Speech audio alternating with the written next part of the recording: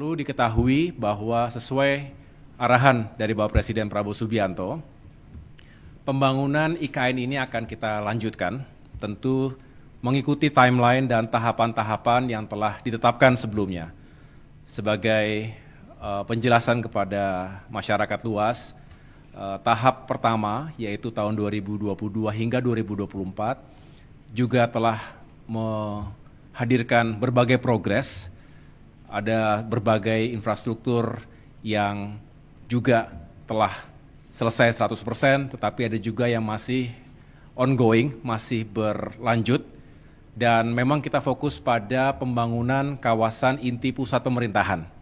Di sini nanti kita berharap di tahap kedua, 2025 hingga 2029, dan tadi Bapak Presiden Prabowo Subianto sudah menyampaikan dan menegaskan bahwa sudah di-approve anggaran untuk kelanjutan pembangunan IKN itu 48,8 triliun rupiah untuk 5 tahun ke depan. Tentu sekali lagi nanti akan dibagi dalam tahapan-tahapan yang harus dikawal dengan ketat.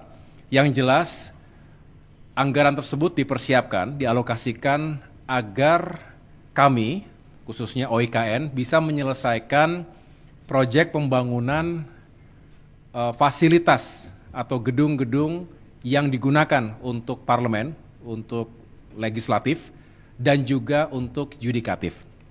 Tentu dari rancang awal yang sudah dimiliki, kita akan lakukan review kembali, ada penyesuaian di sana-sini secara teknis, dan pada saatnya nanti kita sudah bisa melanjutkan pembangunan dan mudah-mudahan bisa mencapai sasaran dan target yang telah ditetapkan. Nanti setelah ini Pak Basuki bisa menjelaskan, tentunya ada yang bersumber dari APBN, ada juga yang bersumber non-APBN. Inilah hadirnya kebersamaan, kerjasama yang baik antara pemerintah dengan badan usaha. Kita juga mengharapkan dunia swasta, pihak swasta ini bisa berkontribusi secara positif dan tentunya terintegrasi dengan baik.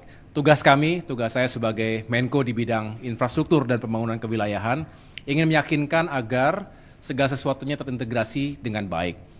Kami juga tadi membahas beberapa proyek lainnya yang juga sangat penting, diantaranya bagaimana kita harus semakin serius untuk memikirkan keselamatan dan juga masa depan masyarakat kita yang berada, yang tinggal di pesisir utara Jawa, tapi fokus pada pesisir utara Jakarta. Kita tahu ancaman terhadap saudara-saudara kita dari terjadinya land subsidence, banjir rob dan lain sebagainya, ini perlu kita antisipasi dan mitigasi secara serius dan langkah-langkah pembangunan infrastruktur seperti tanggul, pantai, dan juga pada saatnya karena memang sangat diperlukan pembangunan tanggul raksasa juga ini diharapkan menjadi prioritas. Inilah beberapa penyampaian utama dari Bapak Presiden Prabowo Subianto. Selebihnya pembangunan infrastruktur lain akan dilakukan secara bersamaan. Tentu ada prioritas-prioritas baik untuk mendukung swasembada pangan, swasembada energi dan air, termasuk juga melanjutkan pembangunan konektivitas di seluruh wilayah Indonesia. Download Tribun X sekarang, menghadirkan lokal menjadi Indonesia.